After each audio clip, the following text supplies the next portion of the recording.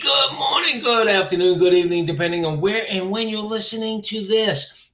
This is Coffee with Kevin, and I am Kevin, and of course, this is my coffee. And today, I am grateful.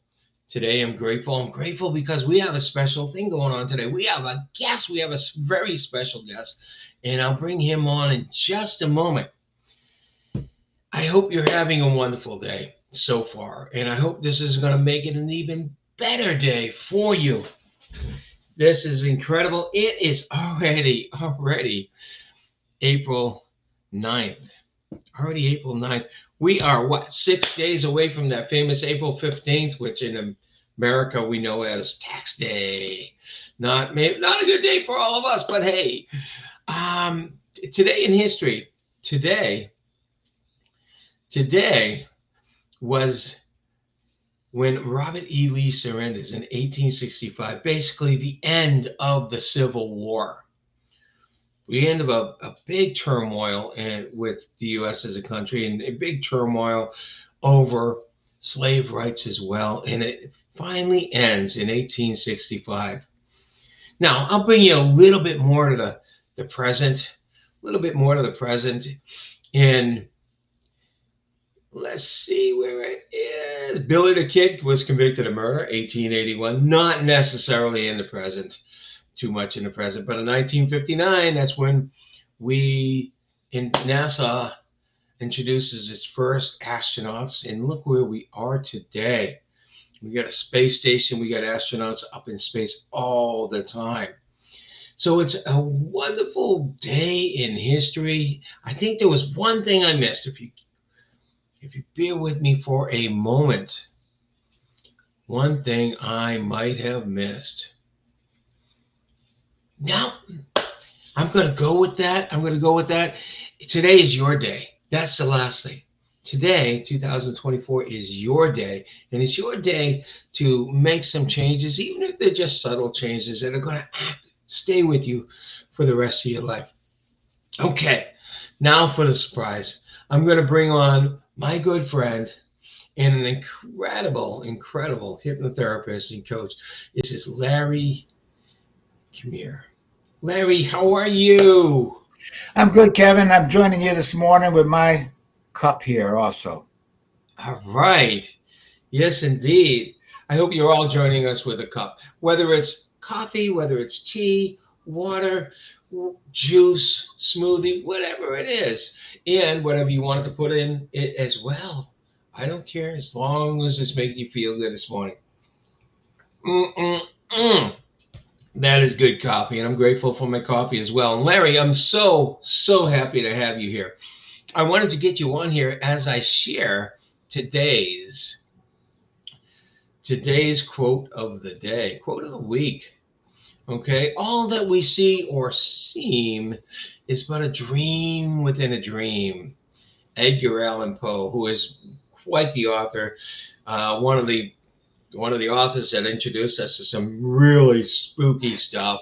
He had some great books, but he was also an incredible, almost philosopher in the way he looked at life. All that we see or seem is but a dream within a dream. And today we're talking about dreams. And we're talking about dreams with Larry. So, Larry, why don't you say a little bit about yourself as an introduction? I introduce you as my friend, and I introduce you as a hypnotist that I've known you for years, and I know how great you are in what you do. What else are you involved in? I like dreams, Kevin.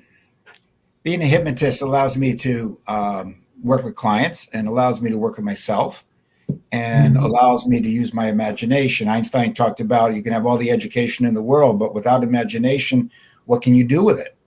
So we imagine everything, and I say to people, you probably imagine what it was like to graduate high school, or what was it like to drive a car before you drove it? And these are all imagination. What was it like to be a parent? Of course, we found out that didn't actually turn out to be exactly how you might have imagined it, but you imagine everything, and we imagine just life in general. That's how we create life. We imagine what it's like to get a new job or to change jobs. But I found that dreams kind of went by the wayside. We have such a great tool in dreams. And what destroys dreams little bit is when you go to tell someone about your dream and they start to interpret it for you, or what this could mean, what that could mean, because you're curious about it. But dreams Yeah, really come from yourself within, and they're it's working with your unconscious. I always always thought it's strange when someone else tries to interpret your dreams when it really is really focused to you. It's what how you interpret what was going on in your dream, not how someone else interprets what was going on in your dream. What sparked the interest in this? It got you interested in working with dreams. Well, I just found that this is something that's happening to us, and I wanted to understand it more. So I joined the dream group, and I was with that dream group, wonderful dream group, for 2 years, and I followed Carl Jung. We had a wonderful instructor of it, and we would meet and we would talk about dreams. But it was so analytical in the way that we were talking about it that everything had to fit into this cubicle or this cubicle or this one or this one. I read a book, Eugene Gendlin, Gendlin, and it said, "Let your body interpret your dreams." And it really made sense to me that the only person that really can interpret their dreams is the dreamer. And I've Yeah. proven this out over and over again when I talk to people about their dreams. I could never, I could try to fit it into small little cubicle here or there. But you know what? When you start to interpret the dream, it starts to open up. I'll give you an example. Person I Hmm. just talked to just last week, and I asked permission to be able to talk about their dreams, talked about a rat biting them, nibbling away on their fingers. And then that was pretty much all they talked about with the dream. Well, just for the heck of it, I went online and looked up Dream Book Dictionary. I went to 3 different pieces. And Hmm. it turns out that when you dream about a rat, according to, someone fitting it into a little cubicle, it's about an evil spirit. Ironically enough, when you sit with someone and you have them talk about their dream, but what you do is you help them unfold their dream. And Hmm. unfolding the dream is to say, use your imagination a little bit more. What was there beyond where the rat was biting you on the fingers? And all of a sudden, the person starts to tell these little nuggets. And they'll say, well, it wasn't really a rat. I said, okay, so what do you think it was? I'm not sure.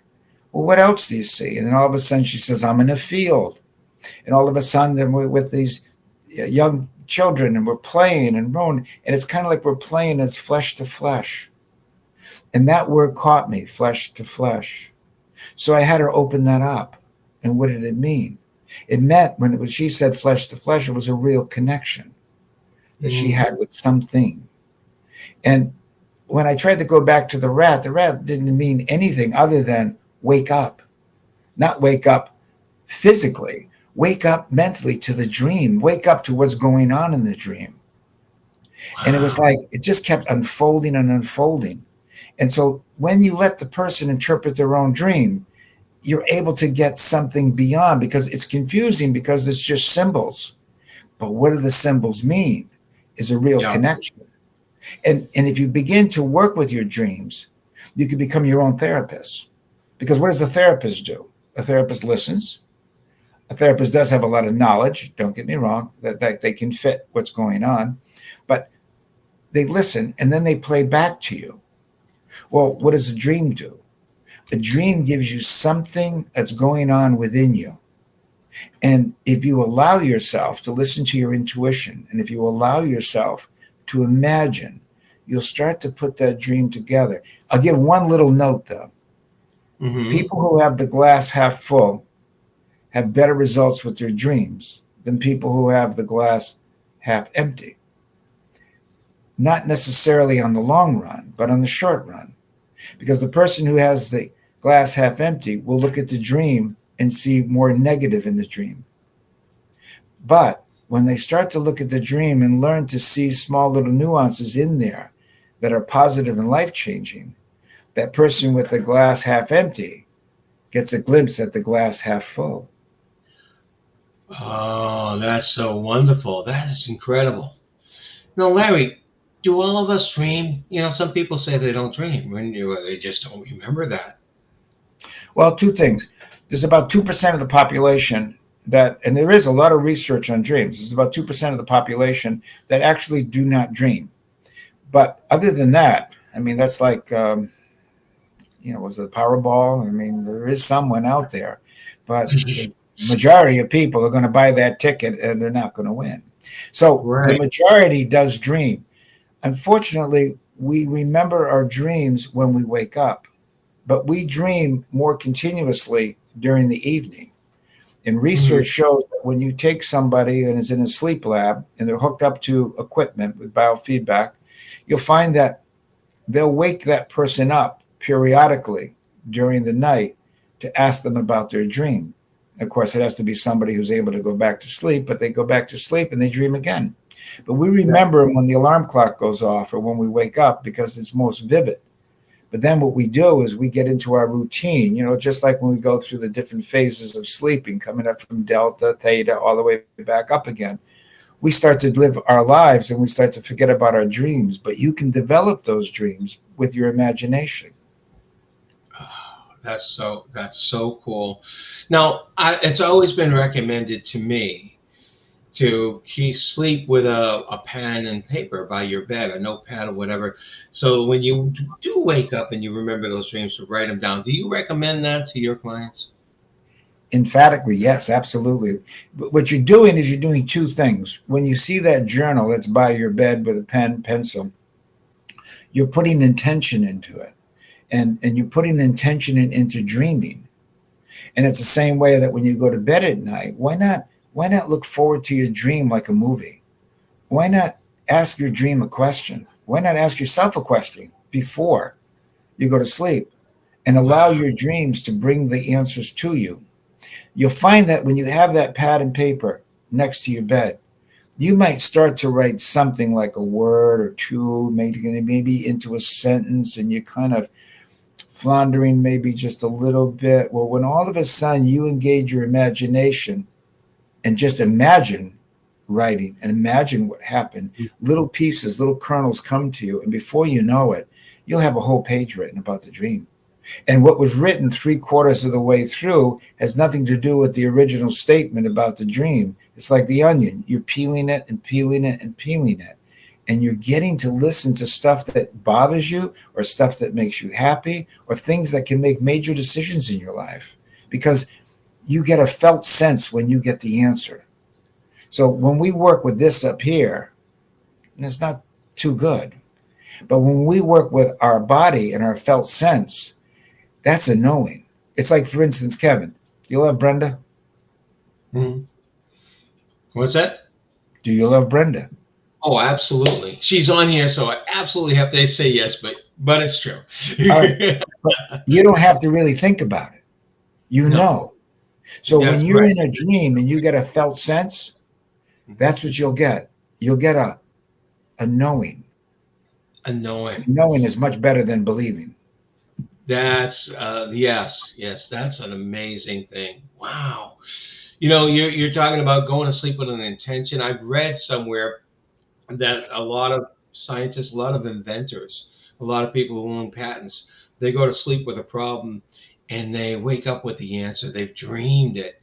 A Yeah. matter of fact, when we're talking imagination, Albert Einstein is said to have imagined everything he needed for the theory of relativity. He imagined it in his head. He probably had dreams. I want to ask you one last thing. Okay. Sure. Can you share a valuable tip for fostering deeper connection with our dreams? Yeah. It's when you wake up in the morning, it's like we don't know when we go to sleep at night. But we're going through the alpha and delta and theta, and then all of a sudden we get into this deep, deep, deep sleep. Well, we like to think we're going to have deep sleep. Some of us don't have deep sleep, but we get into sleep. It's the same thing in the morning. When you first wake up in the morning, you're going through those steps in reverse. So Right. you're still in that first stages of being able to both program your mind and also listen to your mind. And at that point, you need to be quiet. You need to be able to say, what's that all about? What was that rat all about? Or what was the nibbling on my fingers all about? And stay quiet and let it come to you. Now, you may think you're imagining it. So imagine it, but let it come. And as it comes, write it down. And as you're writing it down, you're going to find the pen or pencil all of a sudden takes control itself and just writes more words. And you look at it and you go, wow, I wrote that. That's amazing. So who are you That's really listening to? You're listening to the most important person there is to listen to, yourself. yourself. Well, Larry, this is incredible. You have a lot of information. If people want to find you, how do they get a hold of you? Well, they can send an email, Larry, Larry, and the company's name is I Free, FREETOBE, I Free to Be. Oh, okay. Larry at ifreetobe.com. That's awesome. And that's your website too, right? That ifreetobe.com. is. Okay, so they can get in contact with you there. Larry, I want to say how amazing it was to have you here today. And I hope everybody loved it. And thank you. Thank you very much.